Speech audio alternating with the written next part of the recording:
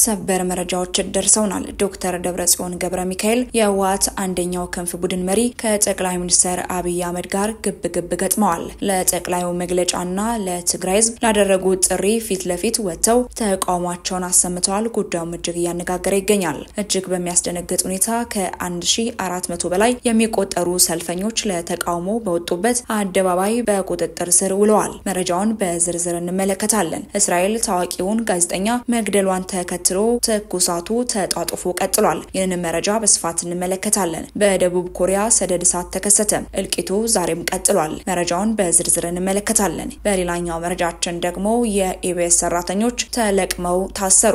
ሰላም ጤና ይስጥልን። በመላው ክፍለ ዓለማት የምትገኙ የዴ ታርጌት ኒውስ ቤተሰቦቻችን በያላችሁበት የዓለም ስፍራ ሁሉ ሰላማችሁ ይብዛልን እያልን እነሆ ለቻናላችን አዲስ ከሆናችሁ ቻናላችንን ሰብስክራይብ በማድረግ ቤተሰብ እንድትሆኑን በተጨማሪም የደወል ምልክቱን በመንካት ሰላቂ ቤተሰብነትን ከኛ ጋር እንድትመሰርቱ እንዲሁም በየዕለቱ የምንለቃቸውን ቪዲዮዎችን ከወደዳችሁ ላይክ እና ሼር እንድታደርጉልን እየጠየቅን ወደ መረጃዎቹ እናመራለን። መልካም ቆይታ።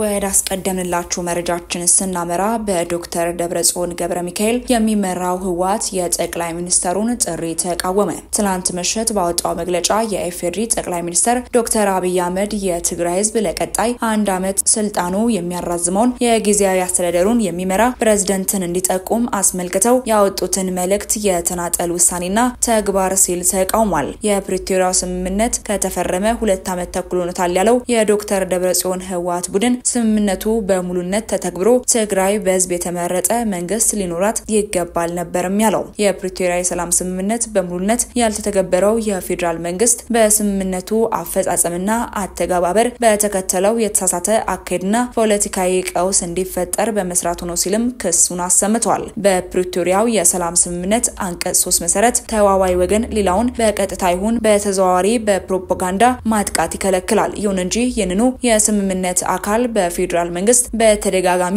እየተጣሰም ነው ሲልም ከሷል። የፌደራል መንግስት ከፕሪቶሪያው የሰላም ስምምነት መንፈስና ይዘት በወጣ አካሄድ አግባብነት በሌላቸው 359/1995 ደም 533/2015 ህግና አዋጆችን እንዳሻው እየወሰነ ይገኛል የሚል ወቀሳም አቅርቧል። የፕሪቶሪያ የሰላም ስምምነት አንቀጽ 10 የትግራይ ጊዜያዊ አስተዳደር በህወሓትና በኢትዮጵያ መንግስት መግባባት እንዲቋቋም ያዛል ያለው የዶክተር ደብረጽዮን ህወሓት ቡድን የኢትዮጵያ መንግስት የተናጠል ውሳኔ መወሰን አይችልም ሲሉ ማስታወቀዋል። የህወሓት ፕሬዝዳንት ጌታቸው ረዳ ከስልጣን ማስነሳቱን ተከትሎ ጀነራል ታደሰ ወረደ ፕሬዝዳንት እንዲሆኑ ማዕከላዊ ኮሚቴ ወስኖ የኢትዮጵያ መንግስት ተቀብሎታል ያለም ሲሆን ይህንን ወደ ጎን በመተው በጠቅላይ ሚኒስትሩ የተናጠል ውሳኔ በሚያስመስል መልኩ የፕሪቶሪያ የሰላም ስምምነት የሚጥስ አካሄድ ተቀባይነት የለውም ሲልም ገልጿል። የፌደራል መንግስት ህዝብን ከሚጎዱ ግልጽ ተግባራት በመቆጠብ ዘላቂ ጥቅምና የጋራ ሰላም በሚያረጋግጡ ተግባራት እንዲያተኩርም ጥሪ እናቀርባለን ያለው የዶክተር ደብረጽዮን ህወሓት የተናጠል ውሳኔዎችም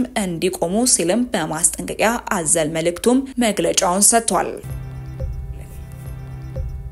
ይህ በምስሉ ላይ የምትመለከቱት ታሪኩ ይባላል። የብርቱካን ተመስገንን ታሪክ በኢቢኤስ ላይ እንዲቀርብ ያደረገ ጋዜጠኛ ነው ተብሎ በፖሊስ ቁጥጥር ስር መዋሉ በስፋት በተለያዩ ማህበራዊ ትስስር ገጾች ላይ መረጃው እየተጋራ ይገኛል። እርሷን ካለችበት አፈላልጎ በማምጣት ሙሉ ታሪኳን ያዘጋጀው እርሱ ሲሆን ኤዲተሮችና ካሜራማኖችም አሉም ተብሏል። ከታሪኩ በተጨማሪ የስቱዲዮ ማናጀሩ አቶ ግርማ ተፈራና ለጊዜው ስሟን ማረጋገጥ ያልተቻለ ሴት ቪዲዮ ኤዲተርም መታሰራቸውን የኢቢኤስ ጋዜጠኞች ገልጸዋል።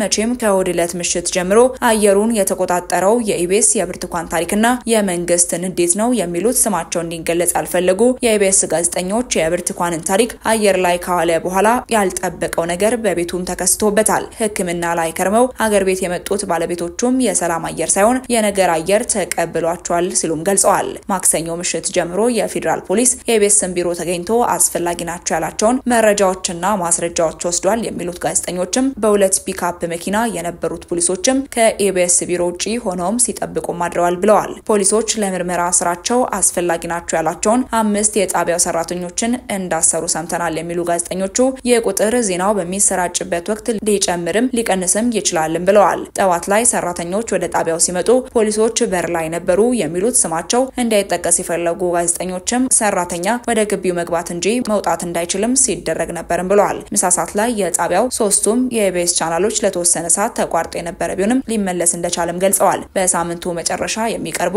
የመዝናኛ ፕሮግራሞችም ዛሬ ላይ መቀረጽ ነበረባቸው። ሆኖም ፖሊሶች ውጡ በማለት በመከልከላቸው ምክንያት ያ ሊሆን አልቻለም። ነገ ደግሞ ሰይፉ ፋንታውን መቀረጽ ነበረበት፣ ግን ጉዳዩ መፍትሄ ካላገኘ እሱም ላይ ቀረጽ ይችላል። ምናልባትም ግን ሰይፉ ሌላ ስቱዲዮ ስላለው እዚያ ሊቀርጽ ይችላል የሚሉ ጋዜጠኞችም በትላንትናው ዕለት ስራ ሳይሰሩ መዋላቸውን ገልጸዋል። እነ ታሪኩ ኃይሌ ከመኖሪያቸው ጨምሮ ከተለያዩ ቦታዎች በደህንነቶችና በፖሊሶች ነው የተያዙት። ምን እንደተባሉ የታወቀ ነገር የለም ሲሉም ገልጸዋል። ምንጮች እንደሚሉትም መንግስት የብርቱካን ጉዳይ ነጥብ አስጥሎብኛል የሚል አቋምን ይዟል በማለትም እየገለጹ ይገኛሉ።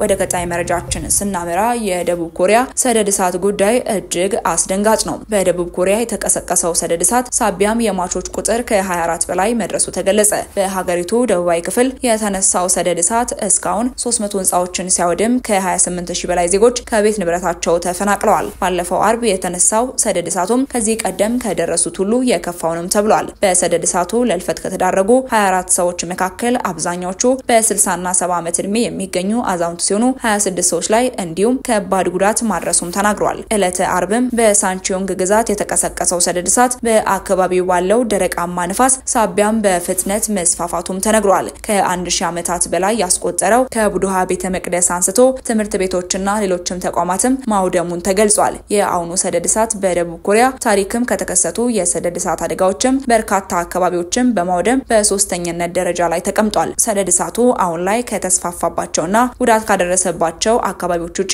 እንዳይስፋፋ ከፍተኛ ጥረት እየተደረገ እንደሚገኝ የአካባቢው ባለስልጣናት አስታውቀዋል። ከ1400 በላይ ቱርካውያን በሺዎች የሚቆጠሩ ሰልፈኞችን ለተቃውሞ በወጡበት አደባባይ በቁጥጥር ስር ውለዋል። በቱርክ በሺዎች የሚቆጠሩ ሰዎች በተገኙበት ለሰባተኛ ተከታታይ ምሽት በተካሄደው ተቃውሞ ከ1400 በላይ ሰዎች የታሰሩ ሲሆን ከነዚህ መካከል ተማሪዎች፣ ጋዜጠኞችና የህግ ባለሙያዎችም ይገኙበታል። የሌሊቱ ግርግር የጀመረው ባለፈው ሳምንት ረቡዕ የከተማው ከንቲባ ኤክሬም ኢማምጉሉ የቱርክ ፕሬዝዳንት ሬሲፕ ጣይብ ዋነኛ የፖለቲካ ተቀናቃኝ ተደርገው የሚታዩት በሙስና ተጠርጥረው በተያዙበትም ወቅት ነው። የመብት ተሟጋቾችና የተባበሩት መንግስታት ድርጅት በተቃዋሚዎች ላይ ፖሊስ የወሰደውን እስርና የኃይል እርምጃ አውግዘውታል። ኢማምጉሉ የተከሰሱበት ውንጀላ ከፖለቲካ ጋር የተያዘ ነው መባሉን የቱርክ ፕሬዝዳንትም አስተባብለዋል። ፕሬዝዳንት ኤርዶጋን ማክሰኞ ዕለት በአንካራ የረመዳን የአፍጥር ስነ ስርዓት ላይ ለወጣቶች ቡድን እንደተናገሩ በጣም ስሜታዊ ቀናት በማለትም ትዕግስትና የጋራ አስተሳሰብ ያስፈልጋል ሲሉ ማሳስበዋል።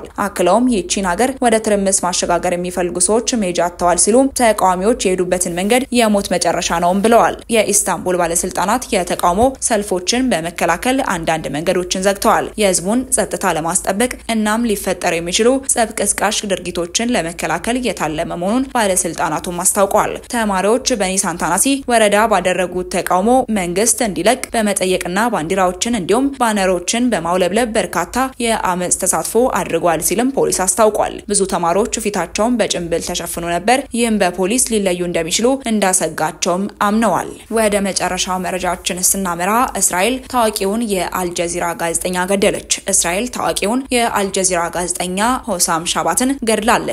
ጋዜጠኛው በእስራኤል ጥቃት የተገደለው ሌላ የፍልስጤም ጋዜጠኛን ከዘገበ ከአንድ ሰዓት ባነሰ ጊዜ ውስጥ ነው የተገደለው። እያንዳንዱ ቀን ለሉና የሚደረግ ጦርነት ነበር በማለት የሚታወቀው ጋዜጠኛ ሆሳም እስራኤል በአየር ድብደባ ገድለዋለች። ሆሳም በአልጀዚራ ዘጋቢ ሆኖ እያገለገለም ነበር። ከጥቅምት 7 ቀን 2023 ጀምሮ ስድስተኛው የተገደለ የአልጀዚራ ጋዜጠኛ ሲሆን እስማኤል አልጉል፣ ሐምዛ ዳሃዱ፣ ሳመር አብዳጋ፣ ራሚ አልሪፊ እና አህመድ አልሁ ይገኙበታል። ወደ ተመልካቾቻችን ለሳቱ የነበሩ መረጃዎቻችን እኚህን ይመስሉ ነበር። አብራችሁን ስለነበራችሁ እጅግ አድርገን እናመሰግናለን። በቀጣይ መረጃችን እስክንገናኝ ድረስ ቸር ቆዩልን።